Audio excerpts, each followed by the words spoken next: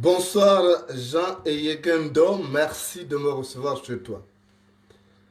Jean Yegendon, à qui qu'est-ce qui n'a pas marché chez toi?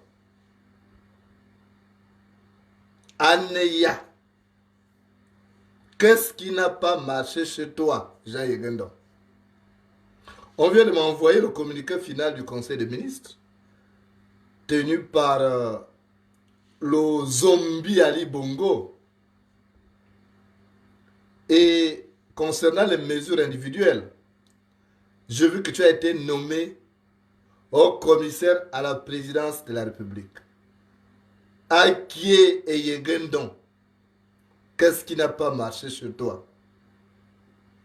Tu as fait tout le bruit là, tout le tapage là, pour rien qu'un maigre poste de haut commissaire, donc de conseiller en fait du zombie Ali Bongo.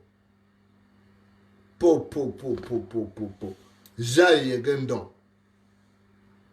Tu es réduit à ça, tout ça pour ça, Jean Yegendon. Tu as trahi la confiance placée en toi. Tu as déçu les espoirs, rien que pour un poste de haut commissaire. Je pensais que tu allais être nommé Premier ministre, ou je pensais que tu allais être nommé vice-président de la République, puisque tu as déjà été Premier ministre. Donc c'est pour un poste de haut, un menu poste de haut commissaire à la présidence de la République. Ake et Yegendon. J'ai essayé, depuis que j'ai reçu ça, fait 3 heures de temps. J'ai essayé de prendre, tu vois ça là? Ce comprimé là, c'est un somnifère que je prends pour dormir. Ça s'appelle, il faut que tu saches, peut-être que tu auras besoin de ça. Ça s'appelle doxylamine. C'est pour dormir. Mais j'ai mal au crâne, je n'ai pas sommeil. J'essaie de réfléchir. Je dis, mais comment quelqu'un qui a été Premier ministre d'Omar Bongo, il tombe si bas? Jean Egendon. Ça, ce sont des postes dévolus aux jeunes. J'ai l'habitude de vous le dire. Les grands se partagent la cola, les petits, eux, se partagent l'arachide. Les grands se partagent la cola, les petits, eux, se partagent les arachides. Donc, toi, tu pouvais descendre si bas. C'est la galère qui t'attrape. Donc, tu n'as pas fait d'économie, Jaïe Gendon. En 2009, lorsqu'Omar Bongo est mort, tu es allé prendre des millions chez le Premier ministre, chez le président équato-guinéen Théodore Obiangema Mbazogo. Tu as fait quoi de cet argent pour devenir mendiant auprès d'Ali Bongo? Ali Bongo, que tu traitais de très peu de choses. On se souvient de ton discours lorsque il s'agissait de faire l'oraison funèbre d'Omar Bongo. Aki Jean Eyegendon. Qu'est-ce qui n'a pas marché chez toi? Je n'arrive pas à comprendre. Tu m'as coupé le sommeil et pourtant je n'ai pas dormi de la journée.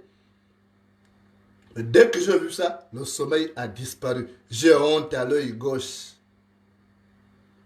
Parce que tu incarnais l'espoir d'un Gabon nouveau. Le jour où tu as tenu ce discours, on s'est dit, voilà un homme. On disait, Eyegendo à une femme. Mais donc, tu es réduit à ça. Tu discutes les petits postes là avec les gamins. J'ai Eyegendo. L'éléphant qui se discute. L'éléphant qui se dispute les termites. Avec le pangolais, c'est fait mauvais renom. L'éléphant qui se dispute les termites avec le pangolais, c'est fait mauvais renom. Je croyais que tu allais avoir un poste où les gens allaient se taire. Ndemezo, au moins, il est président d'une institution. Donc, toi, tu coûtes moins cher. En fait, tu es le moins cher de Bongo, en fait. Tu es le moins cher. C'est une honte. Il n'y a plus les hommes chez moi en pays fan. Il n'y en a plus. J'ai compris que vous êtes de femmelettes. Vous êtes de petits lapins faméliques à la recherche de la carotte. Vous avez tué les espoirs. Comment toi donc, en fait, si je comprends bien, en essayant de réfléchir à ton idiosyncrasie, j'en viens à conclure que, en fait, tu ne te connais pas. Tu ne connais même pas tes potentialités. Tu ne connais pas tes atouts. Mais tu fais partie des présidentiables de tu faisais partie des présidentiables de ces pays. Quand en 2009 tu as décidé de te présenter, je suis venu chez toi, non? Avant que André ne m'appelle pour me dire que je serai candidat depuis l'étranger, je suis venu te voir pour dire que je te soutiendrai. À Libreville, comme en province, que je ferai ta campagne sur l'ensemble du territoire. Je suis venu chez toi. Nous étions d'ailleurs voisins, j'habitais à Ozangé. Parce que je me disais, voilà quelqu'un qui a la carrure, qui a l'expérience nécessaire. Et après, comme tu n'as pas de couilles, tu t'es retiré. Je comprends qu'il fallait favoriser les chances d'André Mbabam parce qu'il ne fallait pas diviser le pays fan. Ok, je ne t'ai pas tenu rigueur. Mais je pensais que André Mbabam étant décédé, que toi tu pouvais devenir le chef de cette communauté pour haranguer les foules. Mais je suis désolé, André Mbabam étant parti, il n'a plus de remplaçant. Alors que cette grande communauté mérite bien d'avoir un vrai chef. Or, on a du mal à... Il n'y a que des menus frétés qui restent. Il n'y a que des petits lapins à la cherche à la carotte. Si toi tu acceptes d'être conseiller d'Ali Bongo, au commissaire c'est conseiller, c'est l'équivalent de conseiller. Tu vas décider de quoi? Donc pour toi te mettre au service de la République, c'est ça là, être au commissaire d'Ali Bongo? Mais tu déçois. Tu mets de soi. Je pensais que tu pouvais être président, vice-président de la République, et qu'on allait modifier la Constitution, et que si ces zombies-là mouraient, et que tu pouvais accéder à la magistrature suprême, ou alors tu pourrais assurer la transition. Voilà ce que moi j'attendais. Pas qu'on fasse de toi et au commissaire. Ça, c'est de la moquerie. Il n'a pas fini de te tuer politiquement. Les Bongos ont une volonté de détruire politiquement tous les cadres, tous ceux qui sont présidentiables, il faut les détruire. Et tu n'as pas compris, tu es tombé, mais c'est pieds liés. Ça te coûtait quoi d'attendre? Bon sang. Ne me dis pas que tu as faim. Ne me dis pas que tu as faim, Jean Yekendon.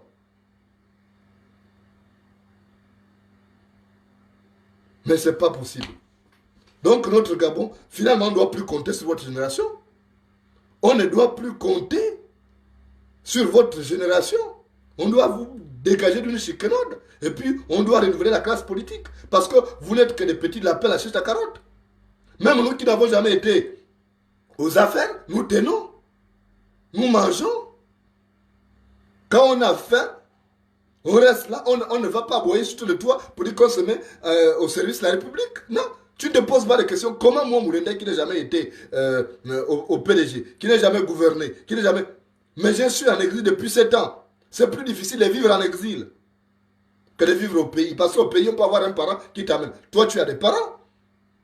Si tu as faim, on va t'apporter à manger. C'est quoi ton problème? Après, tu as fait des tournures de phrases. Je me mets au service de la République. Mais c'était pour être quoi? Au commissaire. Oh là là. J'ai honte parce que j'ai réalisé ce soir que finalement notre pays n'a plus d'homme d'État. J'ai réalisé ce soir que notre pays n'a plus d'homme d'État. Nous avons que des petits lapins à la recherche de la carotte. Et tu en fais partie. Comme tu es allé à la mangeoire, alors je te souhaite bon appétit. Mais sauf que, pour moi, c'est une grosse perte. Parce que, tout compte fait, tu n'as pas réalisé ce que tu peux représenter, ce que tu peux devenir dans ce pays. Tu n'as pas imaginé sur l'instant qu'en 2023, si tu étais resté ferme, on pouvait te soutenir. Parce que, franchement, les jeunes ne sont pas encore prêts, certainement.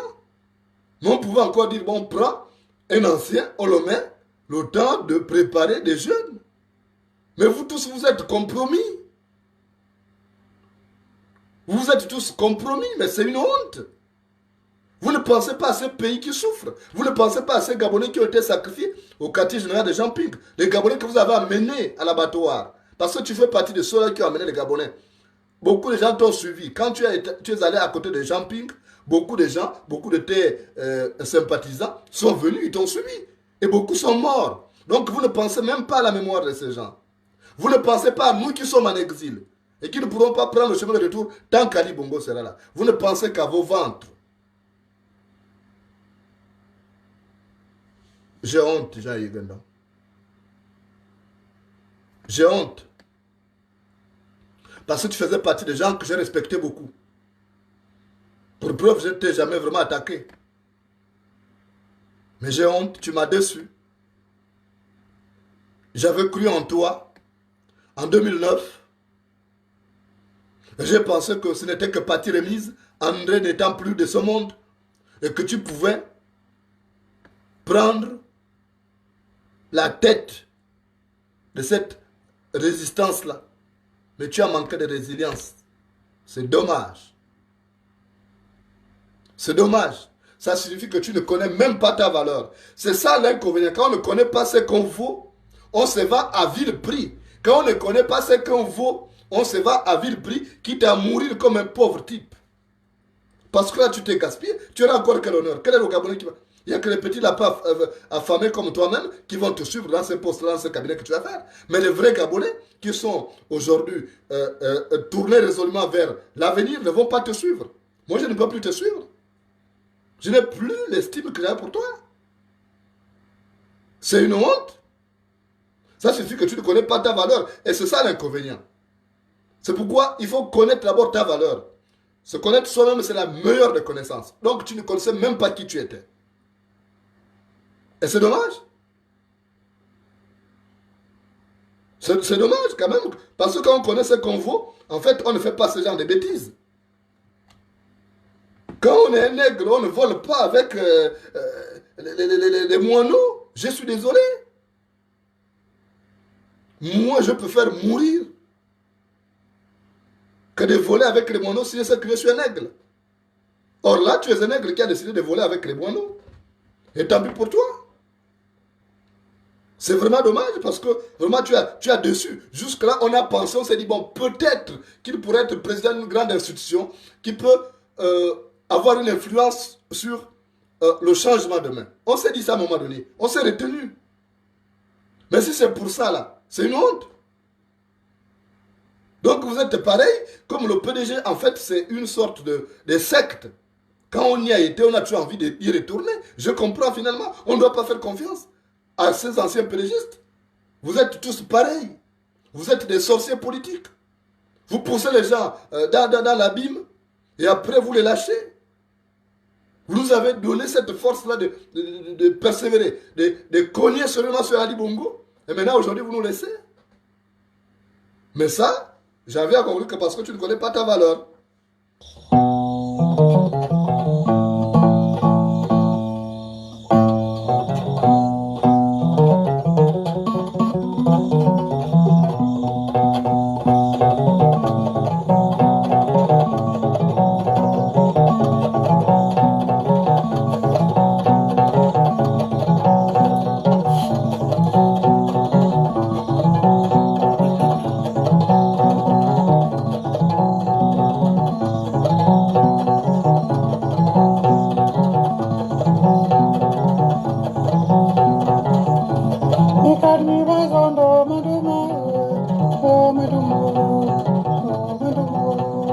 Alors, mon cher Eyegendon, je te l'ai dit, c'est quand on ne connaît pas sa valeur qu'on fait ce qu'on a fait là.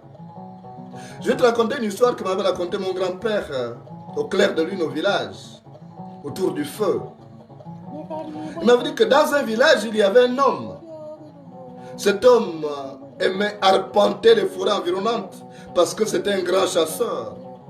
Il cherchait toujours quelque chose pour nourrir sa famille et ses voisins. Il s'appelait Mumbina. Alors, au cours de ces randonnées en forêt, un jour, Mumbina a ramassé l'œuf d'un aigle. Donc, pendant une partie de chasse, Mumbina a ramassé l'œuf d'un aigle. Et c'est comme ça qu'il a amené cet œuf-là à la maison. Et comme il avait son poulailler, il a élevé ses poules, il a mis cet œuf-là dans le poulailler-là. Ça a été couvé par les poules. Et voilà, après, cet œuf-là, donc, a donné un enfant aigle.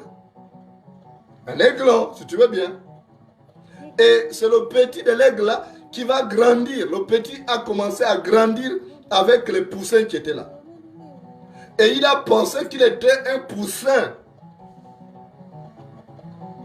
Donc il a commencé à faire tout ce que le poussin faisait. Il mangeait les termites comme le poussin. Il ne s'envolait même pas. Il restait toujours là avec les poussins.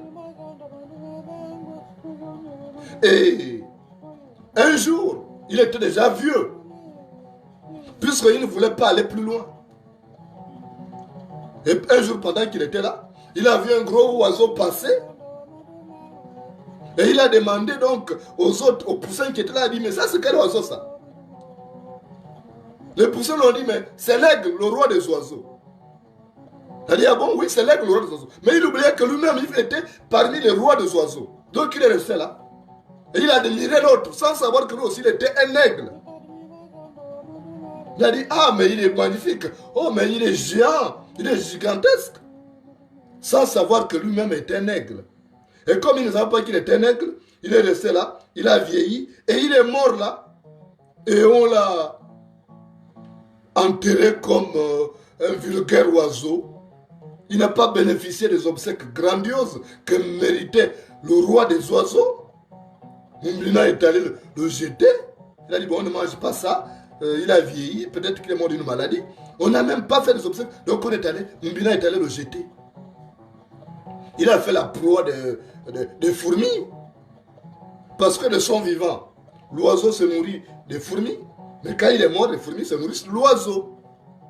Et pourquoi cet aigle-là est mort là? Parce qu'il ne savait pas qu'il était un aigle. Il s'est mis à admirer l'autre aigle qui passait en disant, oh, mais il est géant, oh, mais il est gigantesque, oh, mais il est magnifique. Sans savoir que lui-même c'était un aigle. Alors qu'il aurait volé plus haut. Il aurait laissé les poussées en bas. Il serait mort en tant que roi. Il aurait vécu en tant que roi des oiseaux. Et il serait mort en tant que roi des oiseaux. Et il aurait bénéficié des obsèques dignes de roi des oiseaux. Mais malheureusement, il ne connaissait pas sa valeur. Il est mort et Mumbina a même, à la mythe, boycotté ses obsèques parce qu'il a jeté comme ça. Et les fourmis qui traînaient l'ont mangé. Ses os gisaient au sol. Il n'a pas eu le respect qu'il fallait. La considération, parce que lui-même, il s'ignorait. Dans ce monde-là, on doit se draper d'une certaine ossature. On doit se draper d'une certaine personnalité. Quand tu ignores ce que tu es, alors tu te vends à vil prix comme toi tu l'as fait. Comme tu ne savais pas ce que tu es, tu t'es vendu à vil prix. Et voilà aujourd'hui, tu deviens la risée de ses enfants. Plus jamais, plus personne ne va te respecter. Parce que toi-même, tu ne t'es pas respecté. Puisque tu ne connais pas ta valeur, tu t'es vendu à vil prix. Alors on va te considérer comme tel. Alors mon cher Jean Yegendon alias Nzafé, je te souhaite bon appétit à la mangeoire. Mais surtout ne reviens pas. Ne reviens pas vers nous. Reste là-bas. Quel que soit ce qui arrivera, reste là-bas. On va lutter sans toi. On va libérer ce pays sans toi. Et les autres qui ont vendu, qui ont déçu les espoirs du peuple gabonais. Parce que le serpent n'a pas de bras, mais il grimpe sur les arbres. Le serpent n'a pas de bras, mais il grimpe sur les arbres. Merci et bonne chance dans ta carrière politique.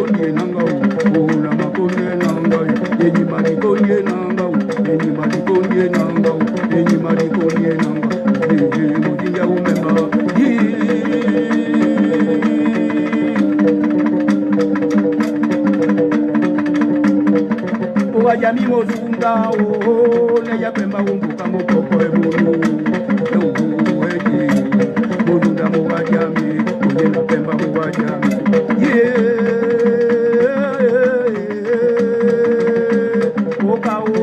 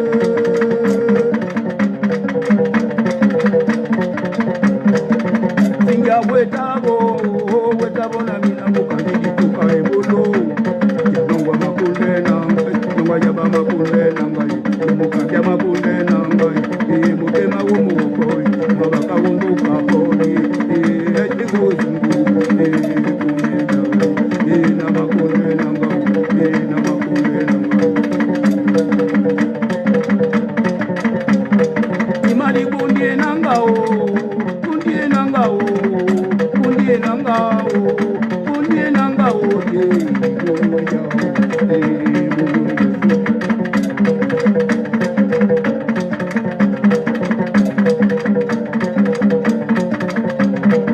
Beni woga na video, beni ga video na eko kene peje,